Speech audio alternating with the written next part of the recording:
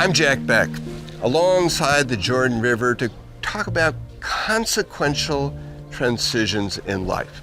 I don't know how much you know about the Jordan River.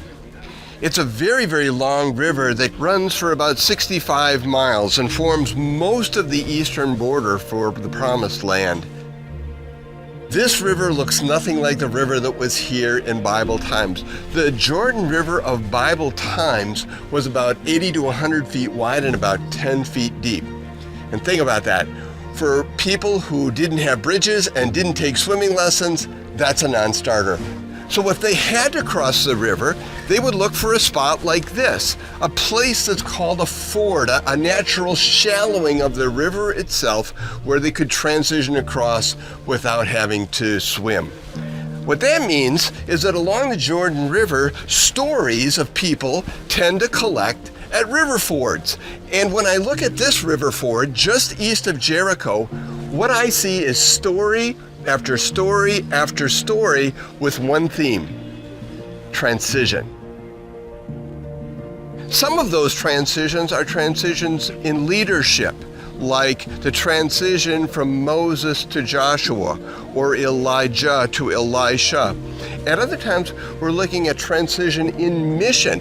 This is the place where ancient Israel came across the Jordan River to enter a new phase of their life and ministry on this side of the Jordan.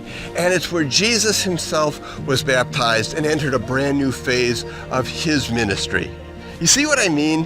When I come to the Jordan River, I read story after story after story that's about consequential transitions.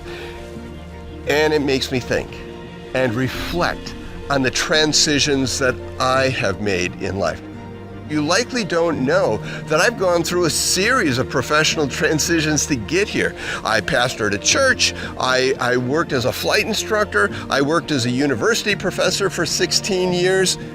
In every one of those ministries, I was happy and comfortable with who I was. I felt absolutely no need to move. And every time I looked at the move, they looked scary to me. But every time the Lord brought me from one bank of the river to the other, he changed me and used me in a way he couldn't before. And I hope that's helpful for you.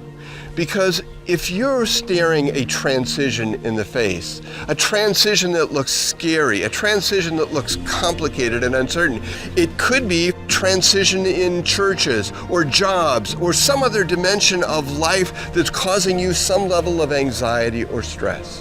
Whatever that transition is, realize that the Lord is with you and he may be leading you from one bank of the river to the other in order to begin a new phase in your service to the kingdom. I'm just wondering if today the Lord isn't saying to you, it's time to get your feet wet.